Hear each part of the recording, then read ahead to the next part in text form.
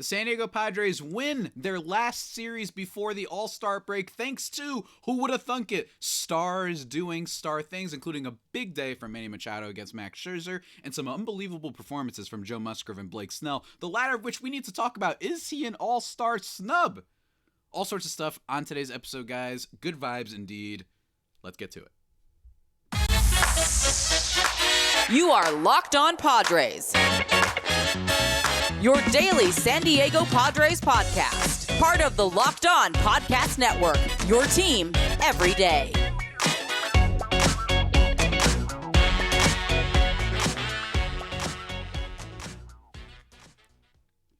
Greetings, ladies and gentlemen, and welcome to another edition of the Locked On Padres podcast, which is part of the Locked On Podcast Network, your team every day for Monday, July 10th. As always, I am your host with sometimes, occasionally, but certainly not always the most, Javier Reyes. You may be familiar with some of my work over at Just Baseball, where I just wrote about Fernando Tatis Jr. being an all-star snub. He's not the only one, of course, on this Padres team that we got to talk about, but go check that out at justbaseball.com, or just check me out on Twitter for now, until Lord knows what happens, right? At Javipeno, JAVIIPENO, or at LO_Padres in case my comic book and just weird tweets aren't your thing. Then go ahead to Locked On Padres, where I try and live tweet the games. I'll probably be live tweeting the All-Star game too, because why not? Who cares? You know what I mean? It's just fun interacting with you guys over there. And also check out the YouTube if you want to see whatever my fit is. I have to admit, not a great fit lately. Haven't been rocking anything super cool, just a regular hoodie right now, but the clown jester hat is still there if you care about that. Today's episode, guys, swing for the fences, ladies and gentlemen, because Sleeper is sponsoring today's episode. Swing for the fences on Sleeper Picks, and you can earn up to 100 times your money. Download the Sleeper app and use promo code LOCKEDON, and you'll get up to a $100 match on your first deposit. Terms and conditions apply. See Sleeper's terms use for details. Currently operational over 30 states. Check out Sleeper today. And today's episode, guys, we're in a good mood heading into the All-Star break. Again, it's not necessarily a giant sign of things turning around. The Padres have done this before. I think back with the win against the Rays, right? They beat the Rays, who were, if not one of the best teams in baseball. They win that series, and then they go and get killed by the Giants. So it's important not to, get overly excited. But that being said, I don't know if I'm the only one, but it is incredible when you watch these Padres games. And this could be an echo chamber I'm stuck in, and this could be just Twitter or the ballpark or whatever, but it feels like as soon as the Padres play a little bit, Padres fans are so ready to believe in this team. And for good reason. I mean, for a lot of the year, the Padres have played 3/4 good baseball, right? Their defense is exceptional. Their starting pitching has been exceptional, particularly Joe Musgrove and Blake Snell, who we're going to talk more about today. And then their bullpen, until recently, was pretty lights out. And I actually got a tweet from somebody who replied asking, some PhD person on Twitter. That's what their username was. I'm not, making fun of them. That was your username. I don't have it in front of me right now. But they were saying, is the bullpen really all that good? Because it feels like they've been, when we're up by a lot or when we're down by a lot, that's when they're able to shut people out, basically. And when the going gets tough, the bullpen hasn't been as good. And I understand that sentiment. I do. But I do think that it's worth pointing out that with Drew Pomeranz and Robert Suarez on the IL, the fact that you basically have had Cosgrove, Steven Wilson, and Josh Hader be pretty shut down like quality relief pitchers, I don't really care necessarily about the context all the time. I mean, I do, and I know what you're saying, sir, but it does feel like the Padres bullpen was kind of keeping them in the game for the most part. And yes, there might be like a 3-2 lead that they blew back in the day, but it's hard for me to blame bullpens when you're blowing 1 or maybe even 2-run leads, especially when it's not the best people of your bullpen, right? And especially since, hey, maybe if you scored some more runs, you wouldn't be begging for your bullpen to shut out every game, right? So, and that's the thing. And again, they've only basically been bad, abjectively bad, since the Giants series. With the guys like Luis Garcia, who also continues to struggle. I applaud Bob Melvin, heavily applaud Bob Melvin for trying to get this guy going. Again, his slider was among the best amongst all relief pitchers last year. Really wipeout pitch, but he's just getting killed this year, and it's not working. But up until recently, the bullpen has been pretty great. The only thing that the Padres have been missing is the offense. And unlike the Padres, the Mets are a team that I think are a proper, like, wow, yeah, they are just slipping up everywhere with Verlander and Scherzer being terrible. And then their offense with guys like Mark Canha, Starling Marte, Jeff McNeil, who seems to have forgotten that he won the batting title last year. Those guys are underperforming so drastically that it's hurting them. The Padres, it's like, yeah, they have underperformers, but all they have to do is a little bit on the offensive side and they can win. And I think you saw that this weekend. They played winning baseball this weekend, and they had a lot of just really good moments of like, yeah, you're showing up. And particularly it starts with Sunday. Joe Musgrove, I've been saying this for a while. I feel like ever since that start against the Yankees that he had, what was it, like a month ago? It feels like it was a month ago. Yeah, it was May 26th when he went 6 1/3, only gave up a run and struck out 6, no walks. It feels like that was a little bit of a turning point for him. In fact, I'd actually say that his start against the Dodgers from a while ago was a little bit of a turning point, but he showed up in a big game, and I'm pretty sure that was a Friday night game, and he showed up, and I just love that about Joe Musgrove. I like that seemingly every time the Padres have really needed him in like big spots, he's kind of been there for them. He has an extra level, it feels like, in big games, and I think that is a thing that can't always be tracked by stats. I think you just have to watch, and he shows up. Especially against the Mets in the playoffs last year. But no, seriously, he's been great. And against the Mets, once again shutting them down, and they have no excuses this time, at least I hope.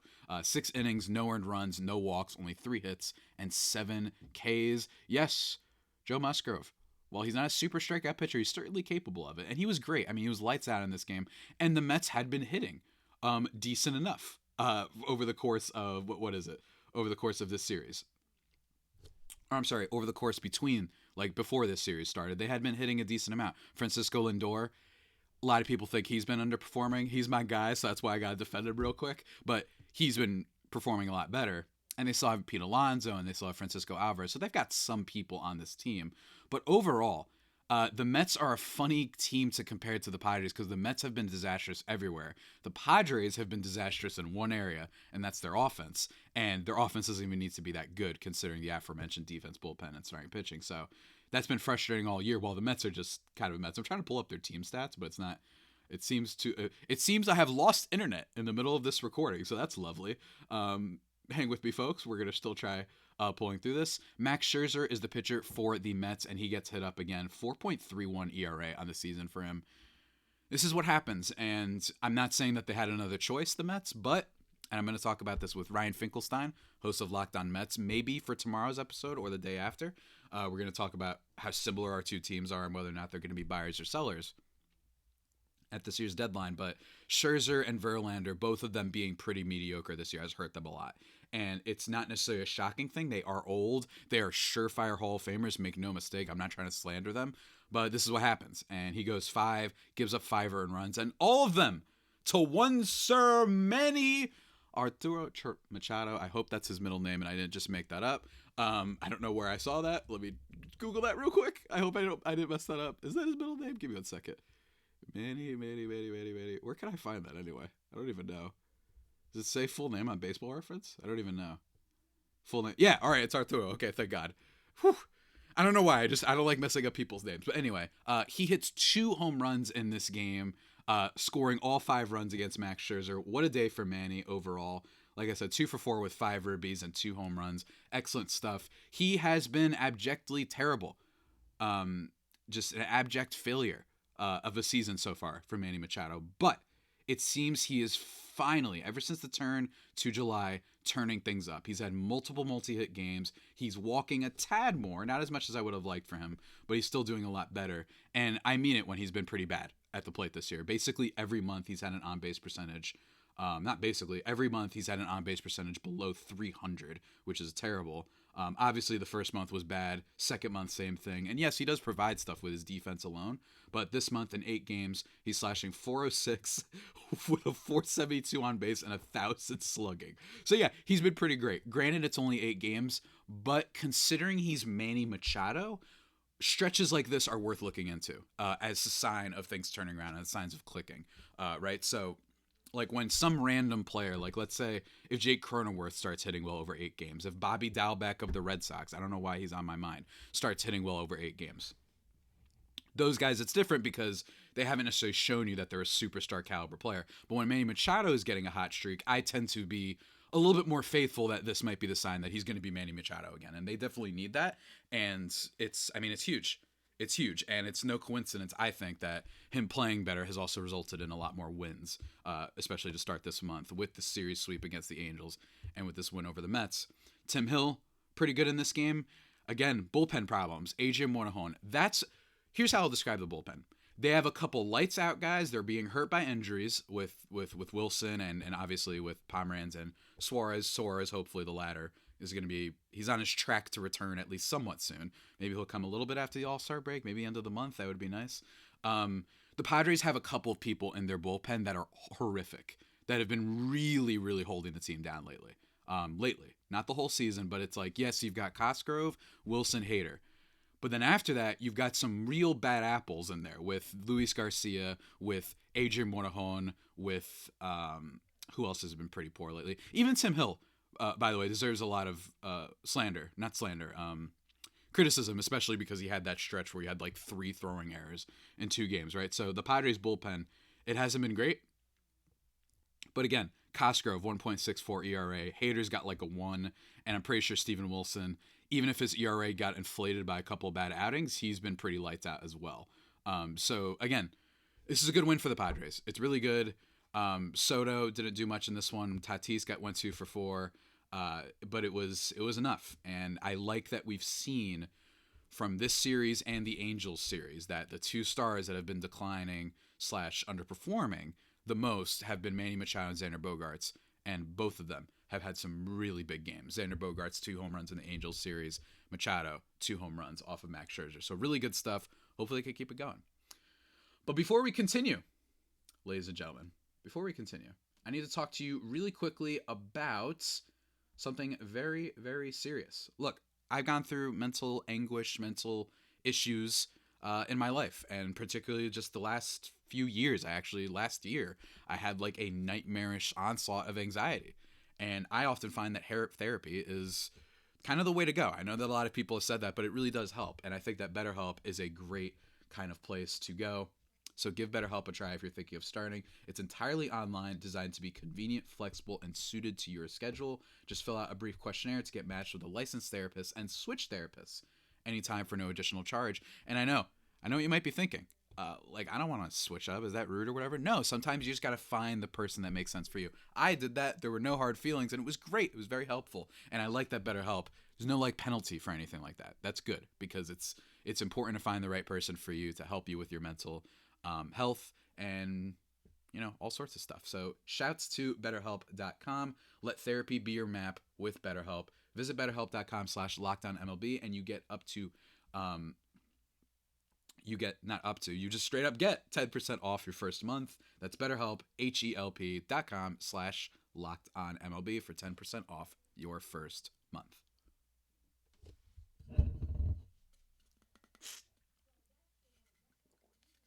All right, everybody, we are back. Are the Padres back? No idea. But remember, of course, you can make Locked On Padres first listed every day, free and available on all platforms. So a really nice Sunday win for the Padres to close out everything. And I am still not getting my internet, so it is hard to pull up my stats. But let's talk about Saturday's game real quick, because this is important. And I think that I wrote for it Just Baseball, and one of the kind of tangents that I went on in that article is that, look, we get this all-star snub nonsense all the time. And I'm proud that some people seem to have realized, hey, well, there's a limited amount of spots, so not everyone can make it. So I'm not going to be like that livid that Blake Snell didn't make it. In fairness, Blake Snell was very bad to start the season.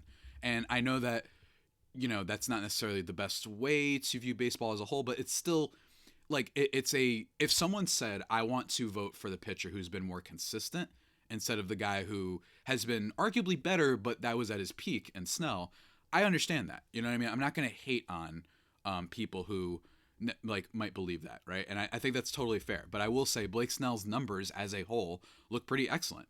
And in fact, there was actually a tweet from Danny Vietti that I thought was really interesting, which was at Danny Vietti on Twitter, in the entire history of MLB, 12 NL starting pitchers have had an ERA less than 3 and a 12 plus strikeouts per 9 at the All-Star break. 11 of those 12 were named All-Stars. The one pitcher who was not is Blake Snell. He's got a 2 F4 on the season. His FIP is 3.61, suggesting maybe he's just getting a tad lucky. Maybe his stats are getting boosted, or at least he's being helped. I shouldn't say boosted, but he's being helped by a great Padres defense behind him, and that the walks haven't burned him as much. But what makes up for the FIP and stuff is that his strikeout rate has been unbelievable, 32.44% on the season. He's been probably the premier strikeout guy in all of baseball. It's pretty nuts how good Blake Snell has been over the last month plus. He's been great, and this start was no different. 6 innings, only 1 hit. 1 hit. He walked 3, no earned runs, and struck out 11. I mean, he's just been so exceptional for such a long time that, I really think that I really don't want to get into this whole thing about robbery. And that's basically the story of this game, by the way. They win 3-1. Josh Hader comes in for the save. Brandon Dixon gets a fielder's choice RBI. And Matthew Batten, love to see that because Ha-Seong Kim had to have the day off, basically. So it's love to see someone come off the bench and be big. Matthew Batten in the bottom of the second inning, getting the Padres to a 3-0 lead. And there was no offense after that. David Peterson actually wasn't terrible for the Mets, neither their bullpen, which is a rarity. And Francisco Alvarez of the Mets, one of the few players that has shown up for them this year, hits a home run, but that was basically it. So again, it's just been rad. And if I'm not mistaken, if this could load, that would be great. God, I hate that my friggin' I'm recording locally right now, so that's why this isn't glitching out. But oh my gosh, this is why I record locally, because my internet might just flame out at any given instance. But yeah, that's basically the story of this game. Blake Snell for a while now has, like I said, just been one of the elite pitchers in baseball. And I think that I was really worried. I've talked about this on the show before. There was a point when Snell went back to his kind of fastball slider thing, and almost every year, actually literally every year that he's been with the Padres and has done that, he has been excellent once he goes back to those 2 pitches. And I think that that's what scared me, is that he had a start, I believe it might have been, was it against the Angels? I forgot who, and he didn't do well, right? So that was really scary. But if you look at over the last month in Major League Baseball, Blake Snell has the best F4 among all starting pitchers. Joe Musgrove, by the way, being number 4. His strikeout percentage, which is just a glitch. It's just a freaking glitch when you look at it. His strikeout percentage over the last month is 46%. I mean, it's just the next highest, by the way, just to give you some context, is Lance Lynn of the Chicago White Sox with 37.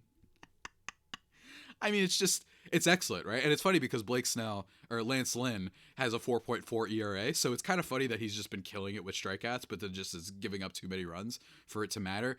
Blake Snell, 0.75 ERA over the last month. Maybe I need to put out a tweet because this is pretty nuts, and I am surprised that people kind of ignored him. Again, if you're one of those people, I'm going to look up the All-Star list real quick. NL All-Star team. Let me see if I could find that real quick. I want to see who was left off. Who was elected over Blake Snell? So there's Zach Gallen, Bryce Elder, Justin Steele is one that pops into mind. However, Justin Steele has been pretty good from what I've seen. I'm just analyzing right now live. I probably should have done this before. But let me see if I can find Justin Steele's. Justin Steele's numbers have actually been pretty good this year, and he was actually really good last year. I had him on my fantasy team, and Just Baseball had an interview with him, so that's why I know. Yeah, I mean, 2.56 ERA. His strikeout rate isn't as incredible. Snell has probably been better, but even still, Justin Steele has been great this year. It's not just a we had to have someone type of vote. Kodai Senga, Blake Snell's probably better. I love Kodai Senga. I think it's great that he's come into the league and been pretty effective. But Blake Snell's been better. Marcus Stroman, that's fine. Corbin Burns is a great one for who probably shouldn't be on here over Blake Snell. So that's kind of the thing.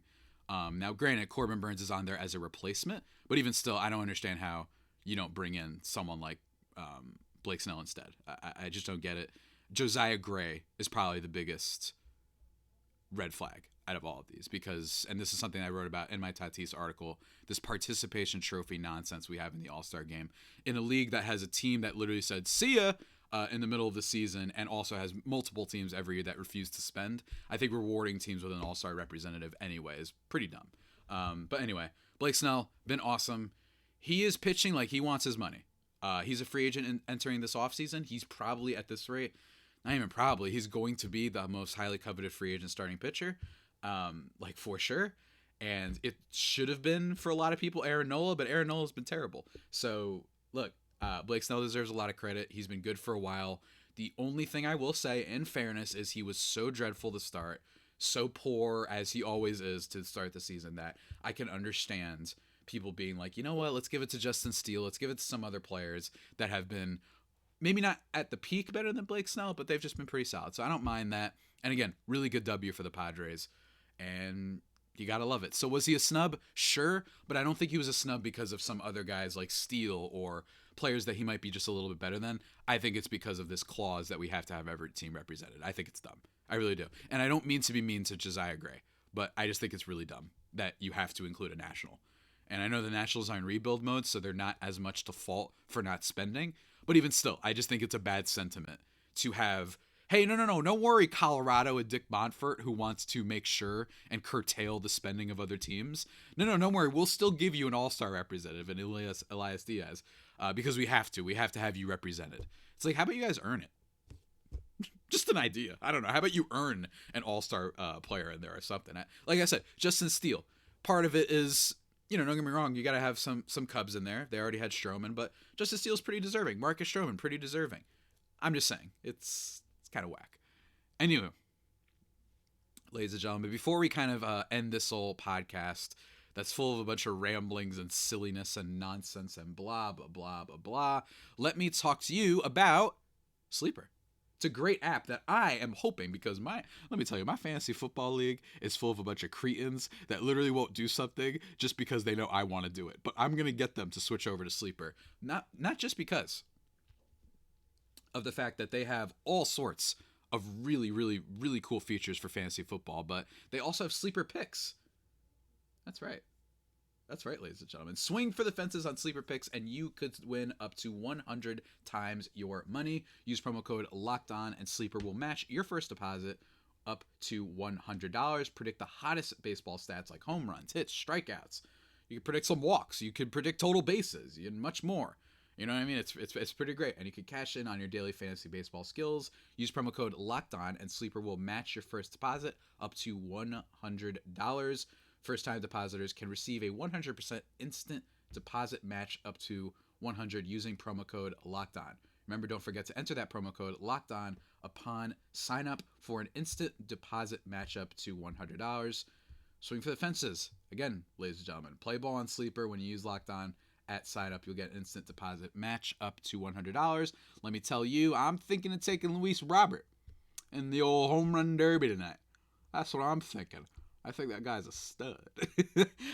Although I'm going to be rooting for Pete Alonso just because the Mets have nothing going for them, and that guy played Mobb Deep and like Illmatic over when he won the last home run derby, which is the coolest thing ever. So shouts to Pete Alonso. But I'm picking Luis Robert, and hope you join me as well. But remember, everybody, locked on at Sleeper to get that $100 deposit match. Really cool stuff.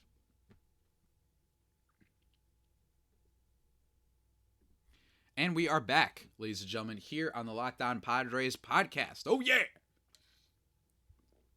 And now we got to talk about the sad stuff, which is not what I usually do for these recap things. I try to save the sad stuff for the beginning. I try to just get it out of the way. But I think it's still worth talking about this game on Friday, which was a little bit emblematic of how the Padres season has gone. Justin Verlander in this game, not very on fire. He actually only struck out 2 and he walked 3. Padres unable to get enough runs, but they were able to hit later in extra innings, which we'll get to. But for the Padres, Yu Darvish, yeah, I mean, this is what happens, and we're in a situation, and I've made this comment before on the podcast, that it's kind of wild that the current makeup of the team, and I'm not saying it's as simple as this, but if you're just someone casual, if you're just looking at things, the fact that you see Yu Darvish and Jake Cronenworth that are the ones that are extended, but then Blake Snell and Ha-Seong Kim aren't the ones that are extended, shows you like a little bit of the mismanagement going on with this roster. And I'm not saying that they had to extend those guys, but if they were clearly ready to extend those guys, being Darvish and Cronenworth, then it feels like they should have gone the other two. Ha-Seong Kim has been getting better every single year, although granted doesn't have the best game here. late in this game, Ha-Seong Kim gets a huge double. That could have been huge, especially because they've been batting Ha-Seong Kim leadoff, for those who don't know. He's been excelling in that area. He goes 1 for 3 in this one. He has the double. He also has a walk and a stolen base, by the way. He low-key has like 16 stolen bases, which is really rad. Ha-Seong Kim's the best. But he makes a mistake, and arguably the only mistake and the only time I've been upset with Ha-Seong Kim for a while, basically daring Tommy Pham to throw the ball into third base to try and nail him. Trying to extend it into a triple. And it's really unfortunate. I think that there are situations where I wouldn't mind this from Kim. There are situations where, say, it's Grisham and Cronenworth and, back when Ha-Seong Kim wasn't top of the lineup, like, I would be like, okay, his thing is, we're terrible with hitting with runners in scoring position. I'm going to be aggressive because as long as they just get the ball into the outfield in a fly, that will score me because Ha-Seong Kim obviously has some speed. So I can understand that. But when you're being followed up with Juan Soto and Fernando Tatis and then Machado, who's been heating up lately, I think that it was such a poor decision. And it ends up being a poor decision because Juan Soto hits a double that would have clearly scored Ha-Seong Kim, and maybe just things changed. So that was a mistake by him. He almost even kind of made it to third base, but Tommy Pham, decent arm out there, kind of just daring him to go, and he did, and he got thrown out. So that was really unfortunate, and it stinks. Again, but Ha-Seong Kim is still a guy that I'm like, why didn't you get the Cronenworth contract? And Blake Snell, why didn't you get the Yu Darvish contract or something similar? Snell is a little bit different just because I will say it's possible, being a Boras client, that they didn't want to settle for some deal like that they want him to get like paid big bucks the way, say, Robbie Ray of the Seattle Mariners got paid a couple of years ago. That might be what they're thinking, but nonetheless, Padres still are able to score in this game. Like, that wasn't the issue. It's unfortunately just really poor timing from Ha-Seong Kim, and they start off this game in the lead with Manny Machado getting a double and Xander Bogaerts reaching, albeit on an error, allowing another run to score. Trent Grisham gets a double, allowing Gary Sanchez to score. Excuse me, St. Gary Sanchez to score. And then, unfortunately, things just go haywire. Top of the 10th inning, McNeil gets a double, Francisco Alvarez gets a single, and Francisco Lindor gets a single, kind of lighting up the back end of the Padres bullpen, specifically in Mr. Tom Musgrove, who, again, deserves a lot of credit. He's been good. He's nailed down saves a lot for this team this year, but he gets lit up a little bit here. 0-0, hold on, give me a second. Just 2/3 of an inning, giving up 3 runs, 2 earned, because of some errors on the part of the Padres. But look, it's, again, he should have been better, but considering that the game was tied, I just don't think that it's like, that insane of a situation to happen. You know what I mean? Like, look, you're going to give up some runs. It stinks, but with a man on second, it's just an entirely different scenario that you have to keep into account. And unfortunately, Cosgrove wasn't able to do much there. So that stinks. But again, I wouldn't be super mad at him because he's been good. The bullpen has been lights out. And I disagree with the fellow that I mentioned at the top of the pod that the Padres have been unable to hold games. I think that they have. The bullpen has. It's just that, and minimizing damage also counts. Even if you're not up, if your bullpen is able to still make it a 2-run lead for like 5 innings, that's still huge, especially in some of the Blake Snell starts where he's only gone like 5 or so innings or whatnot. So, but it's unfortunate. Brent Honeywell, another one. He's just average, okey doke, and I'm honestly happy for him because just being average is huge for him and prolonging his career that's been cut down due to injury, basically. So shouts to him, but he gives up a run in this one after just 1 out gained, but it happens. Again, he gives up the Francisco Lindor one. And it stinks because in the bottom of the 10th, Manny Machado hits a 2-run home run, and there's a world in which that could have been a walk-off or a world where at least could have tied the game. But unfortunately, the bullpen blew it. So that stinks. And again, it does feel indicative of this Padres season as a whole. You're trying to get on a streak. You just swept the Mets. And then on Friday night, you're unfortunately unable to do it because of some bullpen stuff. And it stinks again. But I'm not going to get overly upset with that one. It's just a losing game. It's a losing game, but even still, they showed some fight. I saw some people tweet this out as well, where like the extra innings loss against the Reds last Friday was like, well, at least they showed fight. They battled, like they fought in extra innings. They didn't just roll over and die. Like, and I think I appreciate that. I appreciate that the offense. I appreciate that the team in general has seemingly been playing a lot better. The question now, as we head into the All-Star break, is have they played well enough? And I don't really have an answer for that. I don't think they have, personally. I think that this is a type of team that should be selling. They are currently, it looks like they are 43 and 47, which means they are 6 games back of a wild card spot, if I'm not mistaken. That's what it looks like. Miami, Arizona, and San Francisco are the 3 teams that hold the wild card. And while a lot of people, somewhat understandably, are like, hey, the Marlins, they have to calm down, right? But that team has team of destiny beyond stats vibe going for it right now. I know they have a -5 run differential, but even still, I think that team's going to be fine. I just think that, like, if you're winning without your Cy Young pitcher pitching well, I just think that's a good sign, and I think that they're going to make some moves at the deadline. Kim Ng and company deserve a lot of credit for all the little moves they did to improve their team this year. Like, if this was Milwaukee, I would be much more confident that they can beat them. I'm even a little bit more confident that they can overtake San Francisco. Just because San Francisco, at some point, it's possible that stars will win out. And the fact that they don't have, like, a bona fide star, like, known superstar on their team might be hampering them a little bit, even if they still have some good players like Logan Webb, like Alex Cobb, like Tyro Estrada and Lamont Wade. You know, in fairness, it wouldn't shock me if those guys maybe calm down in the second half. So I'm more confident about them, oddly enough, being overtaken than the Marlins. I don't know how to explain it fully, but it's the truth. So you're behind Philly and Milwaukee for the wild card spot. I really do think that they are in a position where you need to sell at the deadline.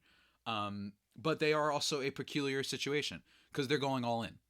With Juan Soto only having 1 more year plus the rest of this year on his contract, with Blake Snell being a free agent, right? Like, with you having traded everything for Juan Soto in the first place, this Padres team, if they have even a chance, if they have a 20% chance to make the playoffs, AJ Preller might just take that chance, and he might be saying, you know, I got to worry about my job, right? Like, that's part of these things as well, whether or not we choose to admit it, is that sometimes managers and GMs, they make that Hail Mary pass just because they know they might be getting fired.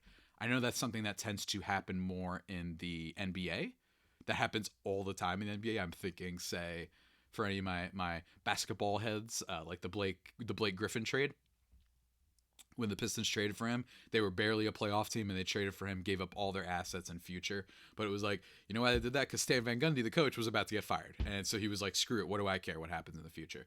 I don't know exactly what the standing is with AJ Preller and the president and the ownership and whatnot, but I would think that he would probably be on a little bit of a hot seat, considering you spent all this money, you made these big splashes, and depth has hurt you, your offense has hurt you, and you might not even make the playoffs. Instead, the Miami Marlins might be the team that makes the playoffs, right? The Giants, who missed on their big free agents over the offseason. It'd be a really bad look. It'd be an atrocious look. It's similar to the Mets in a lot of ways, where the Mets have the highest payroll in the history of baseball, and they're not even going to make the playoffs, right? So that's really rough. I think the Mets they should have been better. Like, it's crazy that they've been this bad. But yeah, we're going to have to see, though, if there's just a chance. As long as it doesn't say 2.3% chance to make playoffs, I think Preller probably ends up going for it at the deadline. I'd be shocked.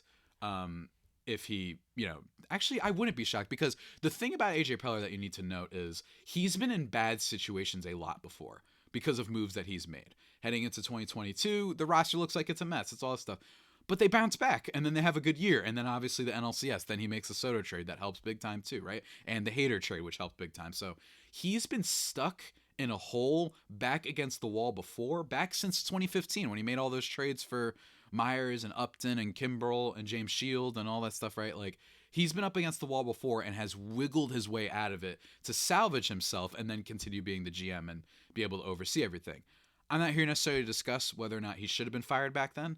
I think that Preller has done a lot of great for the Padres, and the fact that he's been in there and been unafraid to make big moves, I think, is really good for a pretty small market team that historically has just not been one of those teams that makes the big splashy trades, like outside and Anthony Rizzo, Andrew Kashner trade that didn't go our way. Like, it just doesn't feel like they make that many trades in the modern era anyway. I know that there's probably some back in the day.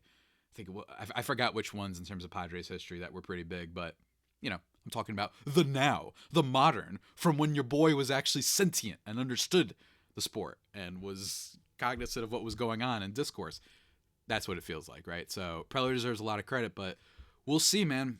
We're going to see. It's going to be interesting, and it sucks because in a vacuum, you look at things and you say, Padres defense is really good. Their bullpen was really good. The starting pitching is heating up. Like I said, over the last month, 2 of the top 4 pitchers in terms of ERA are on the Padres. Like, they've been just that good. I don't know, man. And then not to mention Waka and Lugo, my Puerto Rican pal, Mr. Seth Lugo. Like, they deserve credit too. But again, we're going to see. We're going to see. I think that it's going to be fascinating to behold. But I will say, I wouldn't also mind if the Padres sort of just stand pat and they just don't do anything. You know, like, I don't know if I don't want them to do nothing. I think they have to decide whether or not they're going to sell or not. But in fairness, like, you know, we've seen crazier things, man. There's always a team. If you look at underperforming teams so far in baseball, I'd say that that's probably, you know, let's look at what's it called? Seattle, I'd say, is an underperforming team.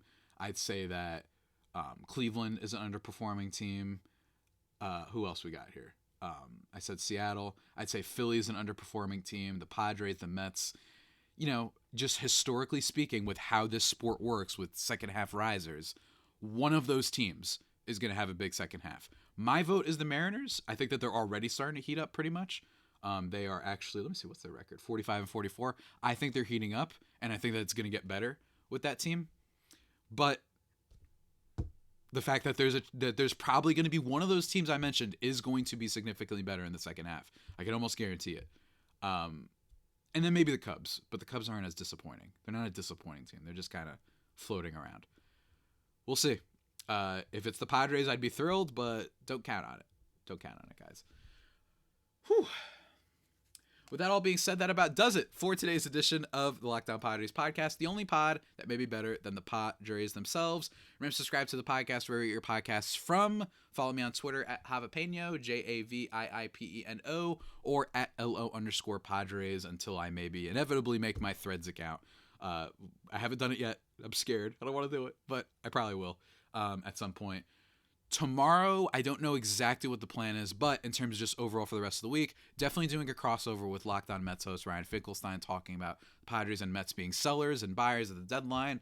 That's going to be a lot of fun, I think, because I really want to just, you know, hammer down that fact between these two teams and go over the farm and all sorts of stuff, right? Going to probably do like weekly crossover with Millard Thomas. We're going to come up with a new draft. I like our little fantasy drafts we do. Probably going to talk about the All-Star game a little bit too there. And then eventually the Padres will be back playing baseball again. So don't worry. Don't worry. Until the Padres come back, though, I don't know, go watch a cool show or something. If you just don't want to, you want to tune out from baseball, take your own little All-Star break, go watch a show. Go watch Poker Face. Just finished that the other day. Excellent. Ryan Johnson, man. What a god. And just good stuff. Good stuff. But until next time, stay safe. And of course, stay faithful. My very faithful homies. Take care.